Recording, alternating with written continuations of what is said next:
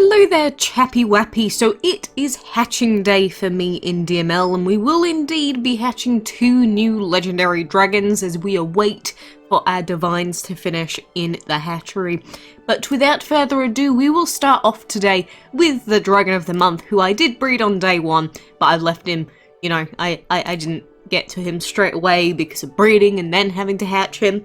But this is of course the Moon dragon, who is actually a really nice looking dragon, and I do like the design of the egg. It's got a little baby mini moon on it as well. But the Moon dragon is a legendary shadow and light dragon, which will remind a lot of people of the sumo dragon from years past, who used to be technically one of the best dragons in the game, and that is no longer true. But you know, at least we've got him as part of a collection, and his elements do sort of fit for a moon theming. And of course next we will have the sun to complement him, which will be very cool. But the Moon dragon is equal parts shadowy and bright, illuminating half-remembered thoughts and experiences to bring them to light. If you're looking to see through illusions, this is the dragon for you. And of course I did go through how to breed this dragon the other day. I've got the full breeding guide out for him. Overall, there is a main combo that you can use that has like 4 outcomes. Not a very difficult breed overall, but you still might not have bred him yet. If you haven't, just keep going. Look at how angry he gets. But just look at all of the little patterns and extra design bits on him and his glowy moon. Very cool. Very cool overall. So of course I will be leveling up this boy. But the main use of him, rather than using him on a team these days, is mainly just for that yearly collection. And, I don't know, maybe you'll have an event that requires a legendary or something. If we ever get Emerald Wars back again, maybe. Where did Emerald Wars go? It's never come back again, has it? Anyway, this is adult form of the Moon, and I do kind of prefer it to the baby form. He just looks very cute. He looks like a big bird. A big birdie moony boy. That's really my only description of him. But, like I said, Dragon of the Month. This was a really good week to try and get him out of the way since we don't have a castle event. So I wish you the best of luck with getting this guy if you don't have him already. And even if you do, maybe you want to breed lots of them to get free legendary mats, which also works. But that is our first legendary. The second legendary that I'm going to be hatching today is, of course, Steel Ember.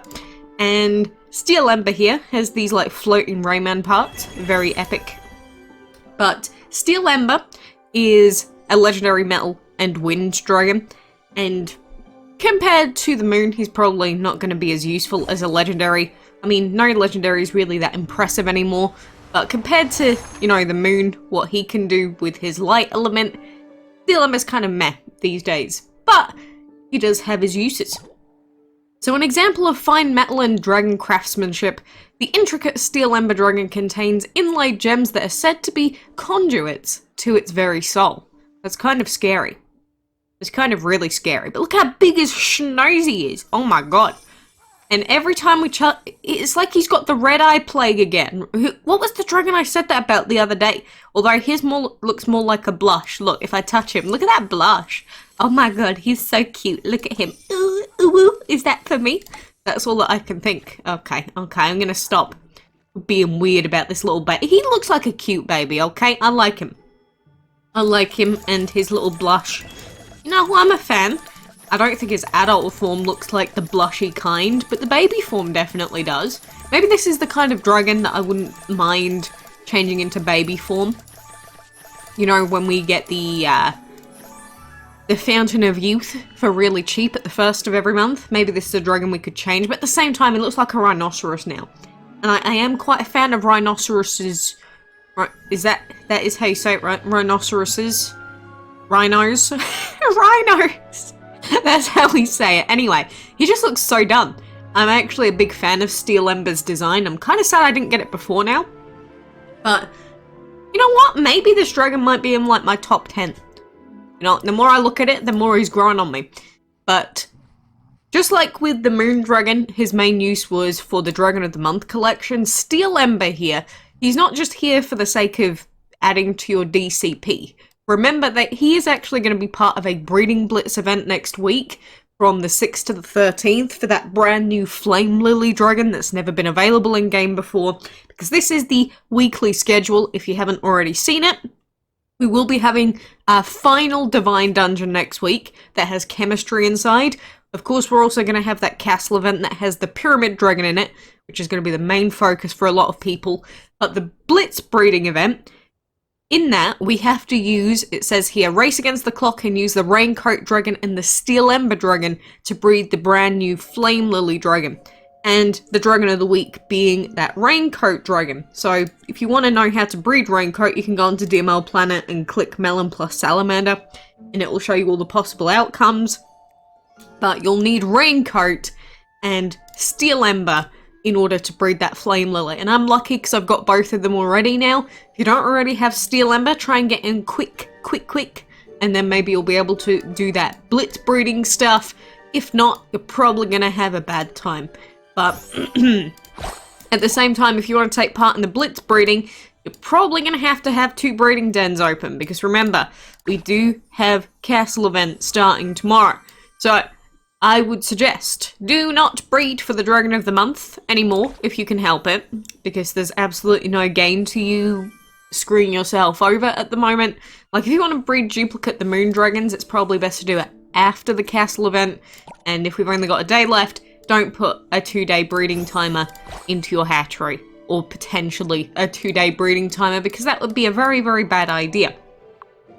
So that is my warning to you, and just like with all events, and especially castle events, make sure you're careful about what food you're popping in, because if you pop in 2-day food, you're also going to screw yourself over. And remember, with the second part castle events, seems the game is dying, but with the second part castle events, usually they are more difficult than part 1. That doesn't mean it will be, but there is a chance that it could be. And so following that, despite how simple chapter 1 may have felt, don't just assume chapter 2 is going to be the same.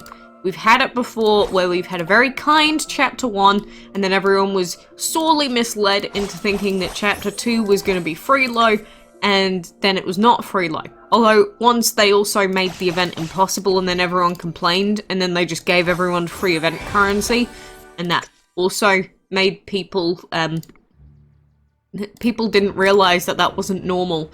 And then every event after that, they were like, oh my god, where's my free event currency? I want free event currency. Yeah, I want free event currency. But guess what? That's not normal. I wish I got free event currency every event. That would be so much nicer. But that's not what happens. But I've given you my pre-warning. Newer players, or players that haven't really experienced many castle events before, especially 2-part castle events, it may be fine. It may not be.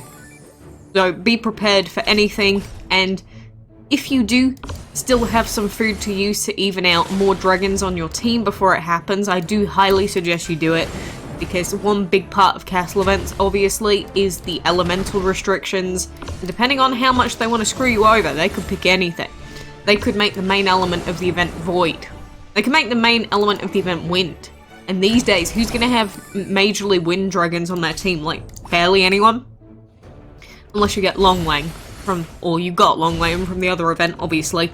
But I really want to get Pyramid, just to finally get Hathor and stick it to him after he was introduced and basically started off the whole exception business that has sent this game into a slow spiral descent. So, being able to get Hathor basically completely free to play. I know I got the bonus gems from MVP, don't blame me, that's not my fault. I didn't buy them, so still free to play event to be able to get dragons like Freya and Hathor is very different from how it was for sort of like the last year in DML. Because to get the major event rewards, for a time it was basically like there wasn't really a way to do it without getting insane chest luck for those chest drops.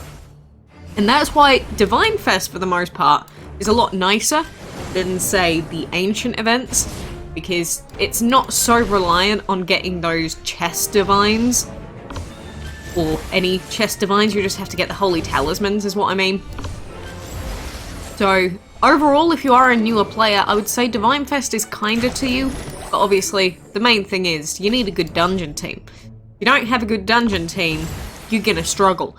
And for instance, if you don't earn at least 1,000 stepping stones per refresh in the dungeon, you're gonna have to waste a lot of gems on getting all the dragons from Divine Fest. So that's why I always try and really dig in that, you know, if you don't have a good dungeon team, or at least an okay one, because like this week I haven't been too crazy grinding. I've been grinding it, but not crazy grinding it. If you don't have a good dungeon team, these days the game is so reliant on having a good dungeon team, or at least an okay one, that you will really miss out on a lot in this game if you don't have at least the basics. Even if you don't have a divine, right? You can at least have the earth, you can at least have the water, and have the AoE attack. You know, there's no excuses really for not having that when we keep having these dungeon-orientated events over and over again.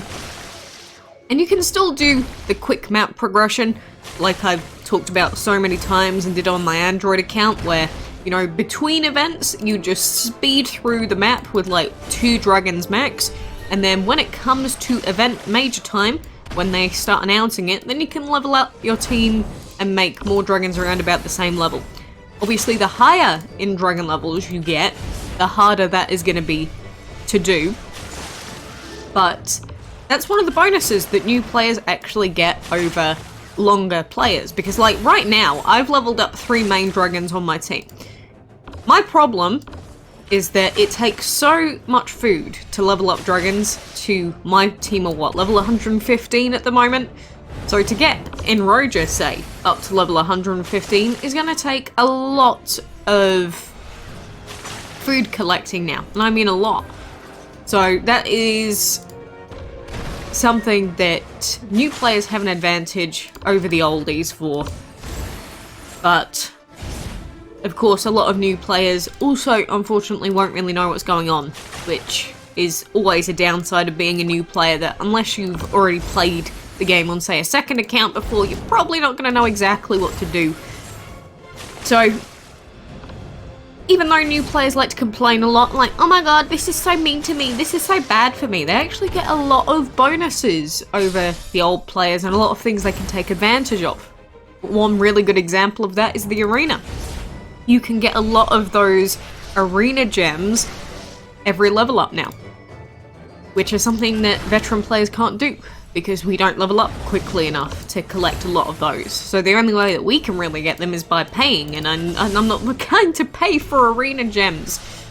Well, I say pay, gem, which for a lot of people ends up being the same thing, right?